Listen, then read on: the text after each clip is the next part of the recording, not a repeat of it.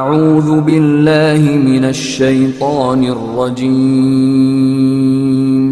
بسم اللہ الرحمن الرحیم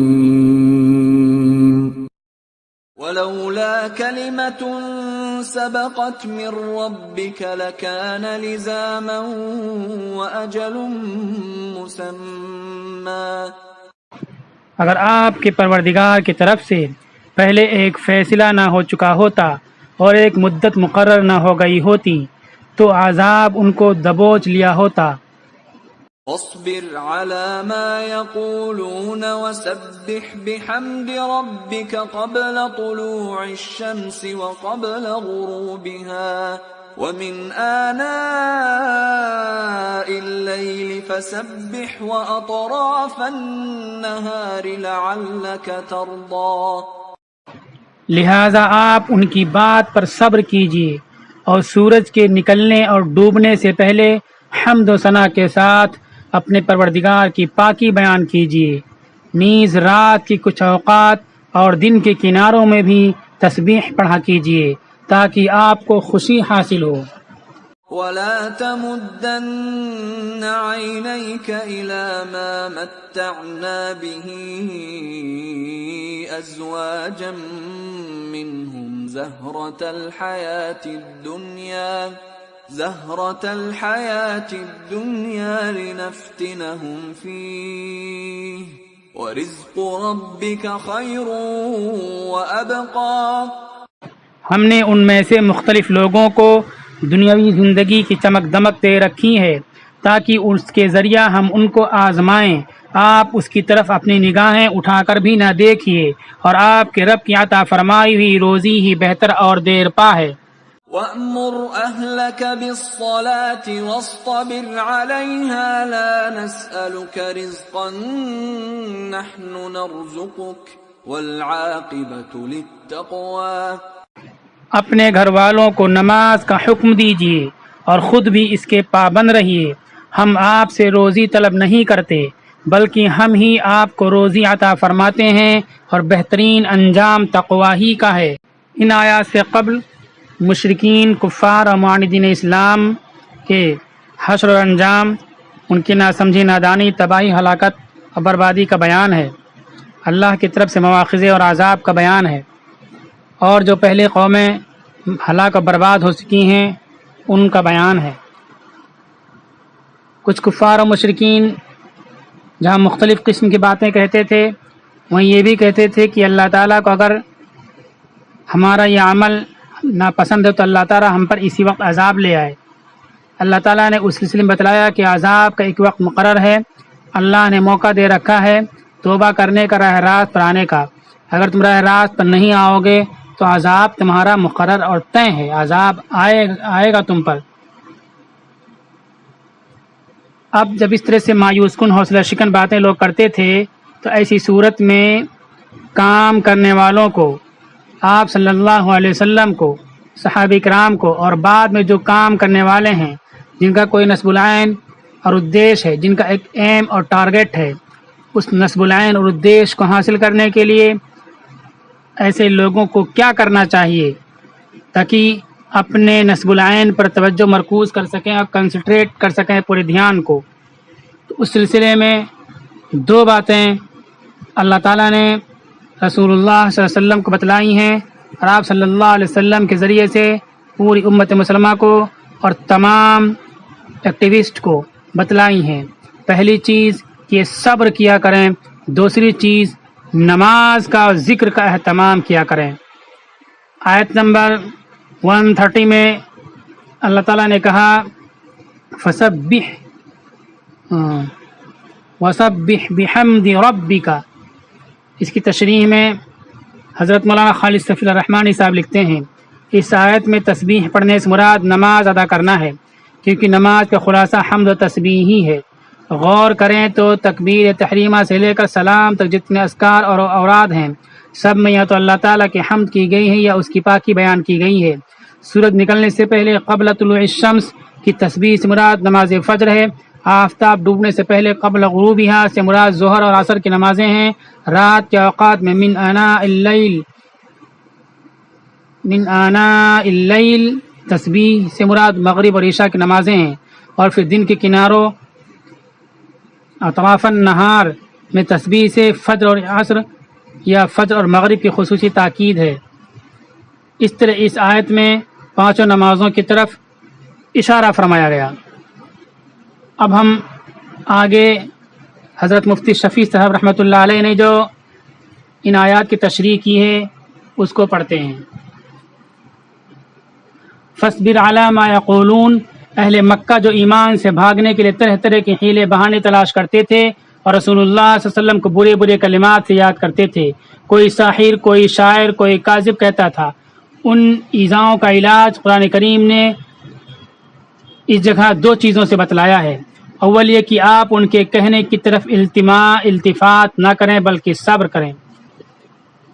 کسی کی باتوں کو نظر انداز کرنا یہ بھی اپنے نصب العین اور ادیش تک پہنچنے کا ذریعہ ہے۔ اگر ہم لوگوں کی باتوں میں الجھتے رہیں گے تو الجھ کر کے نصب العین سے دور ہو جائیں گے،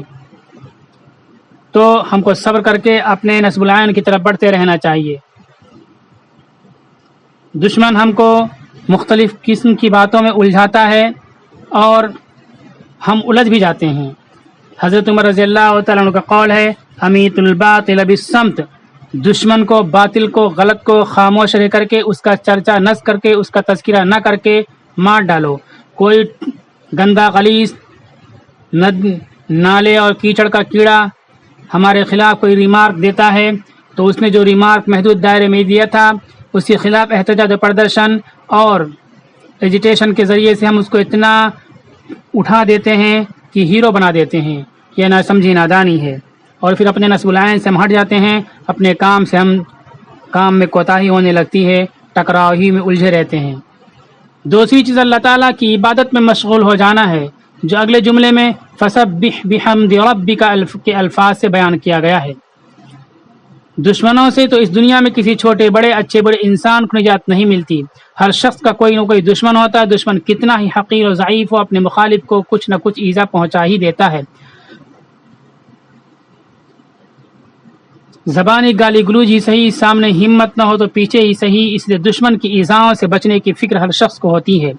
قرآن کریم نے اس کا بہترین اور کامیاب نسخہ دو چیزوں سے مرکب بیان فرمایا ہے۔ اول صبر، یعنی اپنے نفس کو قابو میں رکھنا اور انتقام کے فکر میں نہ پڑنا۔ دوسرا اللہ تعالیٰ کی یاد اور عبادت میں مشغول ہو جانا۔ تجربہ شاہد ہے کہ صرف یہی نسخہ ہے جس سے ان ایذاؤں سے نجات مل سکتی ہے، ورنہ انتقام کی فکر میں پڑنے والا کتنا ہی قوی، بڑا اور صاحب اقتدار ہو، بسا اوقات مخالف سے انتقام لینے پر قادر نہیں ہوتا، اور یہ فکر انتقام ایک مستقل عذاب اس کے لیے بن جاتا ہے۔ اور جب انسان کی توجہ حق تعالیٰ کی طرف ہو جائے اور وہ دھیان یہ کرے کہ اس دنیا میں کوئی کسی کو کسی طرح کا نقصان یا ایذا بغیر مشیت خداوندی کے نہیں پہنچا سکتا، اور اللہ تعالیٰ کے اعمال و افعال سب حکمت پر مبنی ہوتے ہیں، اس لیے جو صورت پیش آئی ہے اس میں ضرور کوئی حکمت ہوگی، تو مخالف کی ایذاؤں سے پیدا ہونے والا غیظ و غضب خود بخود کافور ہو جاتا ہے۔ اسی لیے آخر آیت میں فرمایا لعلک ترضی، یعنی اس تدبیر سے آپ راضی خوشی بسر کر سکیں گے۔ وسبح بحمد ربک، یعنی آپ اللہ تعالیٰ کی پاکی بیان کریں اس کی حمد و شکر کے ساتھ۔ اس میں اشارہ ہے کہ جس بندے کو اللہ تعالیٰ کا نام لینے یا عبادت کرنے کی توفیق ہو جائے، اس کو چاہیے کہ اپنے اس عمل پر ناز و فخر کرنے کے بجائے اللہ تعالیٰ کے حمد و شکر کو اپنا وظیفہ بنائے۔ یہ ذکر اللہ یا عبادت اسی کی توفیق کا نتیجہ اور ثمرہ ہے۔ اب اس کے بعد اللہ تعالیٰ نے ایک جواب دیا ہے جو کفار و مشرکین، فجار و فساق کو دولت و ثروت اور سامان زندگی اور آرائش و آسائش حاصل ہے، اور اہل ایمان کو اور پرہیزگاروں کو عسرت و افلاس اور پریشانیوں کا سامنا ہے۔ اس سلسلے میں اللہ تعالیٰ نے رسول اللہ صلی اللہ علیہ وسلم کے ذریعے سے پوری امت مسلمہ کو ہدایت فرمائی ہے۔ وَلَا تَمُدَّنَّ عَيْنَيْكَ، اس میں رسول اللہ صلی اللہ علیہ وسلم کا خطاب ہے، اور دراصل ہدایت کرنا امت کو ہے کہ دنیا کے مالداروں، سرمایہ داروں کو قسم قسم کی دنیاوی رونق، طرح طرح کی نعمتیں حاصل ہیں، آپ ان کی طرف نظر بھی نہ اٹھائیے، کیونکہ یہ سب عیش فانی اور چند روزہ ہے۔ اللہ تعالیٰ نے جو نعمت آپ کو اور آپ کے واسطے سے مومنین کو عطا فرمائی ہے وہ بدرجہ ان کی اس چند روزہ رونق حیات سے بہتر ہے۔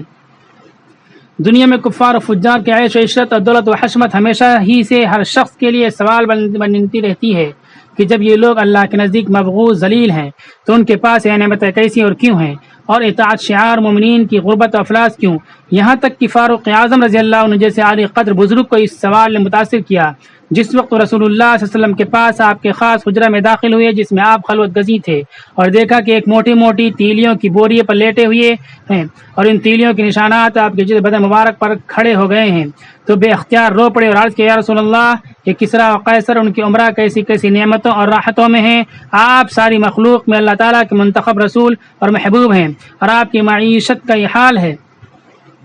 رسول اللہ صلی اللہ علیہ وسلم نے فرمایا، اے ابن خطاب، کیا تم اب تک شک و شبہ میں مبتلا ہو؟ یہ لوگ تو وہ ہیں جن کی لذات و محبوبات اللہ نے اسی دنیا میں ان کو دے دی ہیں، آخرت میں ان کا کوئی حصہ نہیں ہے، وہاں عذاب ہی عذاب ہے، اور مومنین کا معاملہ برعکس ہے۔ یہی وجہ ہے کہ رسول اللہ صلی اللہ علیہ وسلم دنیا کی زینت اور راحت طلبی سے بالکل بے نیاز بے تعلق زندگی کو پسند فرماتے تھے، باوجود کہ آپ کو پوری قدرت حاصل تھی کہ اپنے لیے بہتر سے بہتر راحت کا سامان جمع کر لیں، اور جب کبھی دنیا کی دولت آپ کے پاس بغیر کسی محنت و مشقت اور سعی و طلب کے آ بھی جاتی تھی تو فوراً اللہ کی راہ میں غربا فقراء پر اس کو خرچ کر ڈالتے تھے اور اپنے واسطے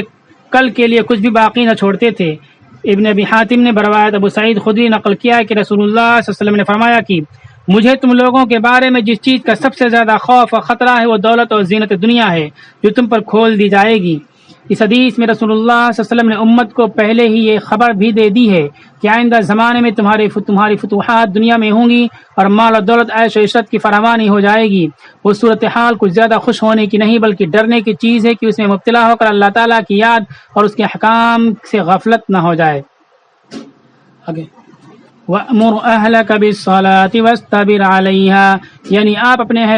اہل کو بھی نماز کا حکم کیجیے، خود بھی اس پر جمے رہیے۔ یہ بعض بظاہر دو حکم الگ الگ ہیں، ایک اہل و عیال کو نماز کی تاکید، دوسرے خود اس کی پابندی، لیکن غور کیا جائے تو خود اپنی نماز کی پوری پابندی کے لیے بھی یہ ضروری ہے کہ آپ کا ماحول، آپ کے اہل و عیال اور متعلقین نماز کے پابند ہوں، کیونکہ ماحول اس کے خلاف ہوا تو طبعی طور پر انسان خود بھی کوتاہی کا شکار ہو جاتا ہے۔ لفظ اہل میں بیوی، اولاد، متعلقین سبھی داخل ہیں جن سے انسان کا ماحول اور معاشرہ بنتا ہے۔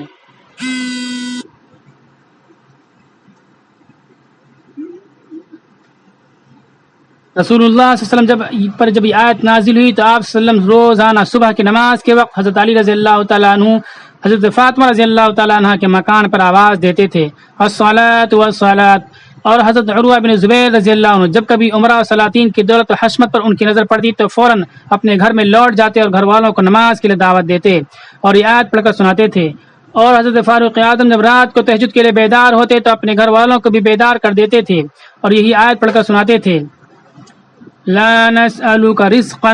یعنی ہم تم سے یہ مطالبہ نہیں کرتے کہ تم اپنا اور اپنے اہل عیال کا رزق اپنے زور علم اور عمل سے پیدا کرو، بلکہ معاملہ ہم نے اپنے ذمہ رکھا ہے، کیونکہ روزی کی تحصیل دراصل انسان کے صبر میں ہے، انسان کے بس میں ہے ہی نہیں۔ وہ زیادہ سے زیادہ یہی تو کر سکتا ہے کہ زمین کو نرم قابل کاشت بنا کچھ دانے اس میں ڈال دے، مگر دانہ کے اندر سے درخت نکالنا پیدا کرنا اس میں تو اس کا کوئی ادنا دخل نہیں، وہ براہ راست حق تعالیٰ کا فعل ہے۔ درخت نکل آنے کے بعد انسان کا سارا عمل اس کی حفاظت کرنا اور جو پھل پھول قدرت نے اس کے اندر پیدا فرمائے ہیں ان سے فائدہ اٹھانا ہے۔ جو شخص اللہ تعالیٰ کی عبادت میں مشغول ہو جاتا ہے اللہ تعالیٰ یہ بار محنت بھی اس کے لیے آسان اور ہلکا کر دیتے ہیں۔ ترمذی، ابن ماجہ نے حضرت ابو ہریرہ کی روایت سے نقل کیا کہ رسول اللہ صلی اللہ علیہ وسلم نے فرمایا، اللہ تعالیٰ فرماتا ہے، اے ابن آدم، تو میری عبادت کے لیے اپنے آپ کو فارغ کر لے تو میں تیرے سینے کو غنا و استغنا سے بھر دوں گا اور تیری محتاجی کو دور کر دوں گا، اور اگر تو نے ایسا نہ کیا تو تیرا سینہ فکر و شغل سے بھر دوں گا اور محتاجی دور نہ کروں گا۔ یعنی جتنا مال بڑھتا جائے گا حرص بھی اتنی ہی بڑھتی چلی جائے گی، اس لیے ہمیشہ محتاجی ہی رہے گی۔ اور حضرت عبداللہ بن مسعود فرماتے ہیں کہ میں نے رسول اللہ صلی اللہ علیہ وسلم کے فرماتے ہوئے سنا کہ جو شخص اپنے سارے فکروں کو ایک فکر یعنی آخرت کی فکر بنا دے تو اللہ تعالیٰ اس کے دنیا کی فکروں کی خود کفالت کر لیتا ہے، اور جس کے فکر دنیا کی مختلف کاموں میں لگے رہے تو اللہ تعالیٰ کو کوئی پرواہ نہیں کہ وہ ان فکروں کے کسی جنگل میں ہلاک ہو جائے۔ اللہ تعالیٰ عمل کی توفیق دے۔